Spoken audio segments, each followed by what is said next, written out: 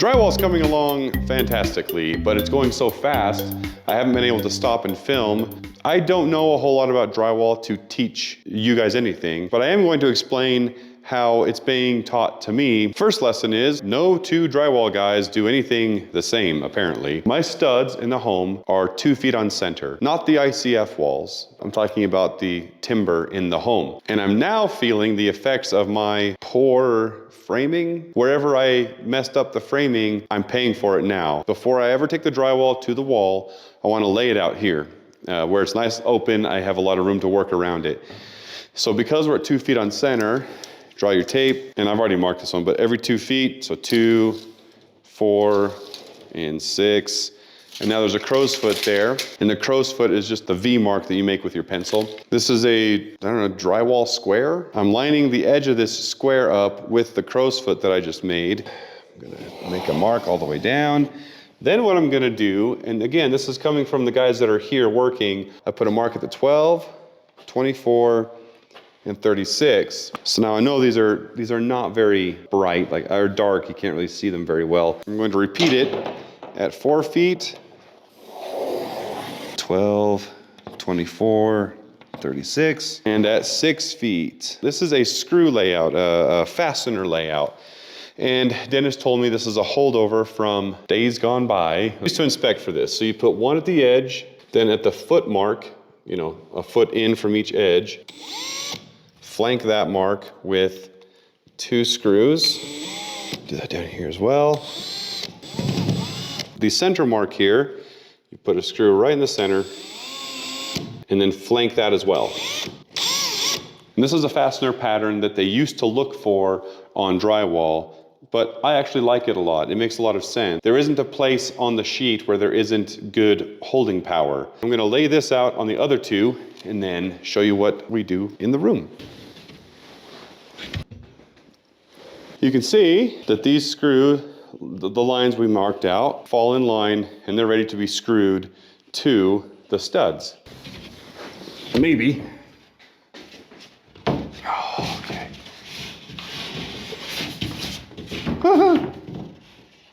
Okay. 2 screws will hold it up, but not very strong.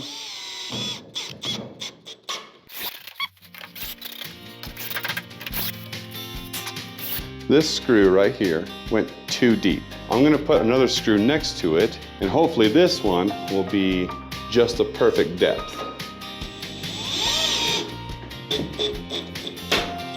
There's a paper face over the sheetrock. This screw broke right through that paper face, while this screw that I just put in is still holding onto that paper, which is giving the holding strength that it needs to hold this up. You can't be too deep. But you also need to be careful to go deep enough. If you take a drywall blade and you run it down the wall over the screw heads, you shouldn't be snagging on any of them. I'm snagging a little bit on paper right here, but it's not the screw head. So that's good. Now you can see the 3, 2, 1 pattern in the field. On the sides, it's every 8 inches or so. Again, none of this is scrutinized by anybody with any authority. This is just what we've chosen to do on this job. It's uniform. We can expect the same thing from one another, and it makes a good solid connection to the wall. And here is a wall that has been rocked from top to bottom. Because I don't have 8-foot walls, I don't even have 9-foot walls. I have awkwardly heighted walls. They're just over 9 feet. So you put a full sheet up, full sheet down, and fill in what's left in the middle with a belly band. This is a detail that a lot of drywallers might disagree about, where this band might go, down below, usually. It could even be up high, it doesn't matter. In the end, if the finished product is done correctly with the tape and the mud, this will all act as one giant sheet of drywall, so it doesn't really matter where the band goes as long as you have it top to bottom rocked. So I just have a scrap piece of drywall here.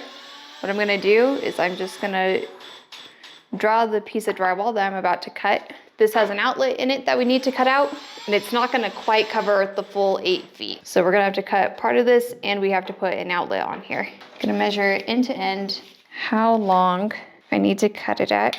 It's at 51 1/4, but I'm gonna cut it at 51 1/8 or at 51 inches just to give it a little bit of space. And so I'm just gonna write 51 1/8.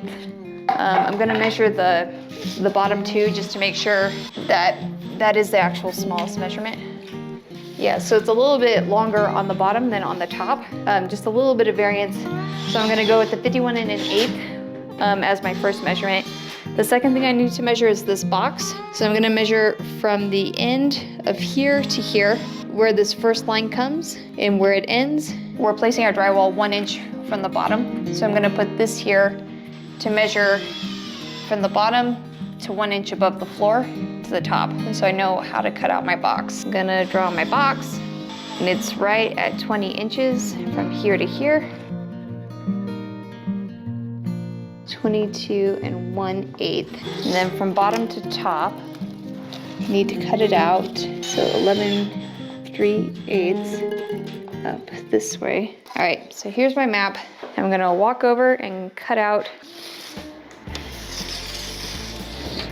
And I go to 51 1/8.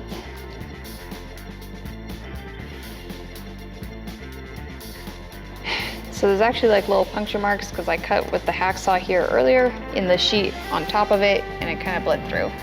But lucky for us, we're cutting in the exact same spot almost.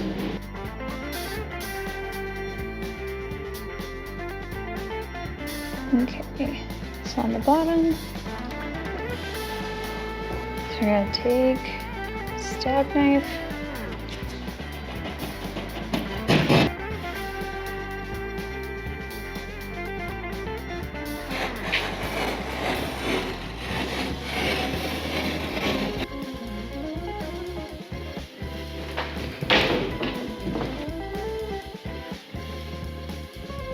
Our wall is cut.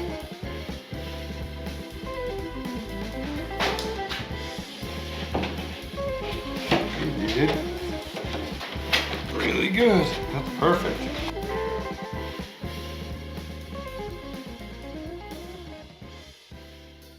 I'm in a bathroom now, and I just finished drywalling this room. You'll notice that this drywall is blue. It's different because it's mold and moisture resistant. Anywhere that there's like a wet area in the house, we've opted to use this blue drywall. It's done, screwed in, and the next step was to tape. But before we tape, we want to make sure that we clean off some of the rougher edges. We just took a knife and cut this away, and you can see where two boards meet, you want there to be a little bit of a divot in there so you can pack that with the mud that we're using. Now there's two types of tape that I'm aware of. One is just paper tape. Feels kind of waxy a little bit, but you can fold it for the corners and it's not sticky on either side. Apparently this is what you use while you're mudding. So you'll put mud on the wall and you'll tape the joints with it and then mud over that, squeeze the mud out. This is preferred by some people. And then there's this stuff, which is mesh tape, and it is sticky on at least one side. And of the 3 experts in the drywalling that I have here on the job, 2 of them prefer the mesh tape. I don't really care. I don't have a preference because I'm not good at drywall. Mesh on there.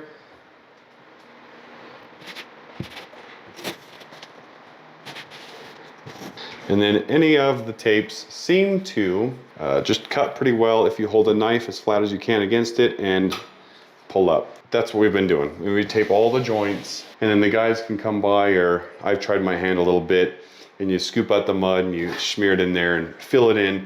And what this essentially does is it tapes these two together and creates one solid piece of drywall between this piece and this piece generally. Now, if it's going to crack, it usually happens at these joints, so it's not a perfect bond. There's some instances where Lawrence has used the paper tape. I'd like to hear from you guys in the comments, like what you prefer and why. I'm probably doing it wrong. Who cares? As long as it gets done right in the end. So my understanding is you want to squish the mud into the joints. Let me be clear, I'm not doing a good job here. I just handed off the mudding to the guys.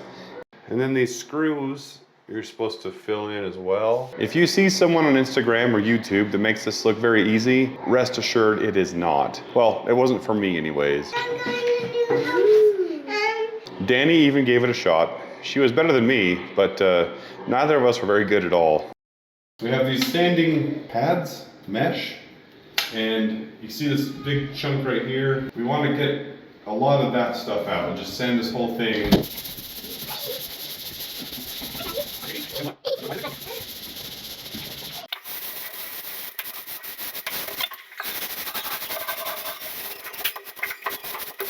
Lawrence did this specific bathroom, but they got their big long knives like this, and they put more mud in thinner and thinner coats, wider and wider everywhere, and they kept sanding until now you can put this long knife up here, and there's no daylight under the blade. So this is texture. This is Lawrence's texture style, where he smears it on. So the purpose of the texture is A, it looks nice, but also it hides any imperfections that were done at the framing stage or the drywall stage, which we have plenty of imperfections to hide. I'm in the pantry because this definitely doesn't matter what it looks like. There's going to be food storage and the door is going to be closed almost all the time, which is why I'm comfortable trying my hand at texturing. So Lawrence taught me a couple things. Get it on the knife.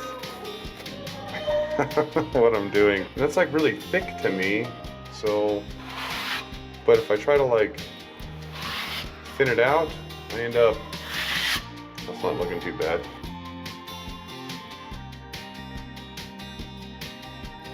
I just end up making a really smooth patch. That's not what I want. I want texture.